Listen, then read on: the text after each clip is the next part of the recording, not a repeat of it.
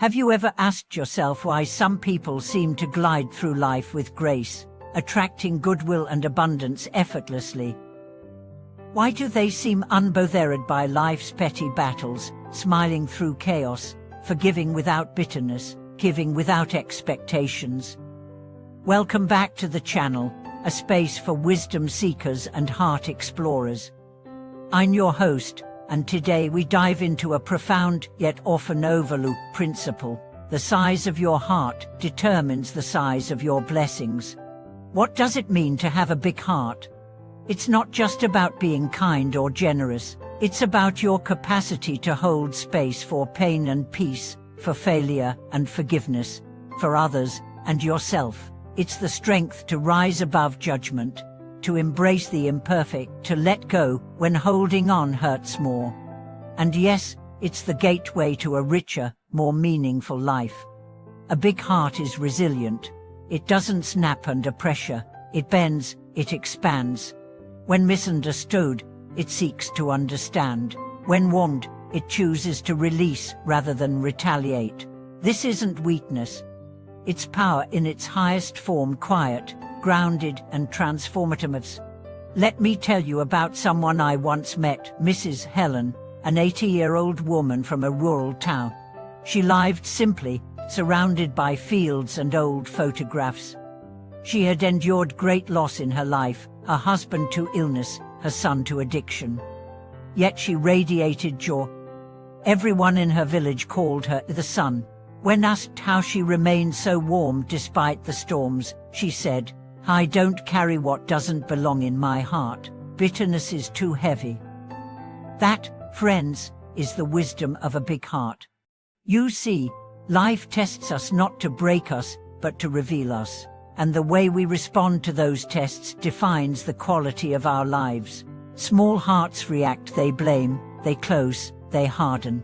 Big hearts reflect, they pause, they open, they heal. It's easy to be kind when things go your way, but the real test is when life disappoints you. Can you still be kind? When someone betrays you, can you still wish them peace? When you're excluded, can you still stand tall? These are the moments where the heart is either expanded or shrunk, and the bigger your heart grows, the more blessings it can contain. Studies in psychology and neuroscience confirm this. People who practice forgiveness, compassion, and gratitude consistently report higher levels of happiness, lower stress, and better health. Their relationships flourish, their resilience increases. Their outlook remains positive even in adversity, because they've chosen to live from the heart, not from the ego.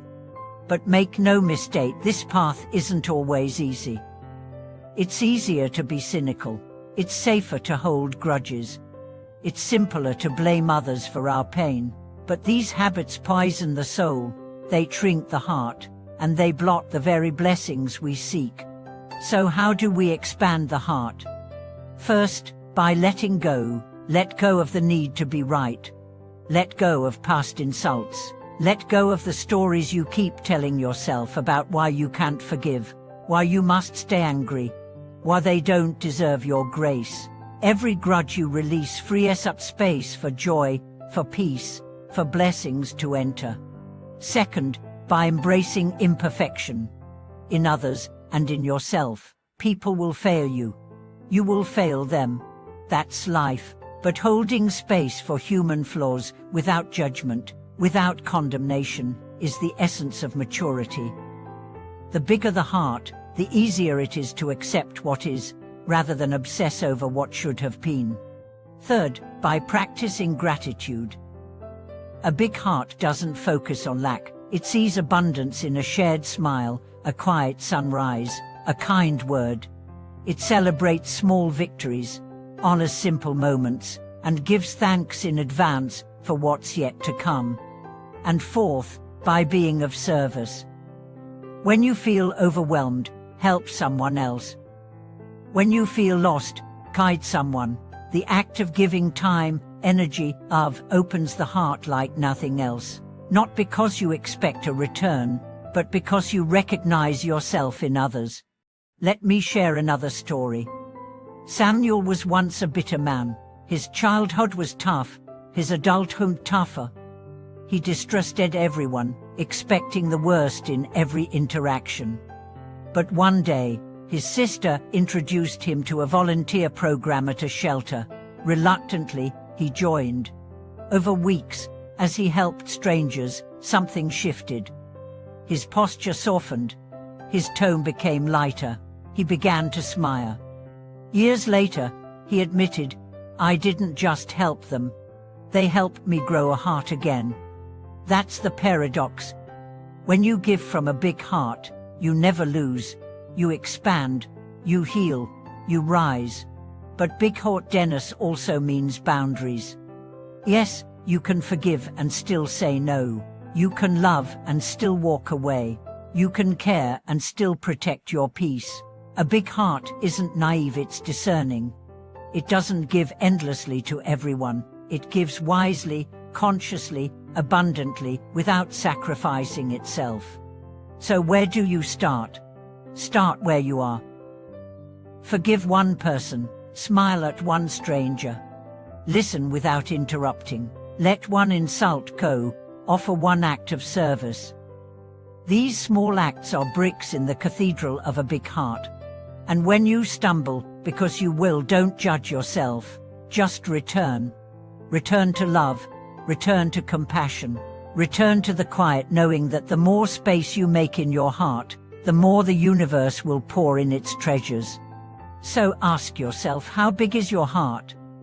Where can it grow? Where is it blocked? What would change in your life if you lived from that space of openness, trust, and grace? Share your journey with us in the comments. What act of forgiveness changed your life? When did compassion transform a relationship? How have you cultivated a big heart in small ways? And if this video reminded you of your inner strength, your capacity to love, and your right to peace, subscribe, like, and share this message. Help us spread a little more light in a world that desperately needs it. Thank you for watching this video. We'll see you again soon.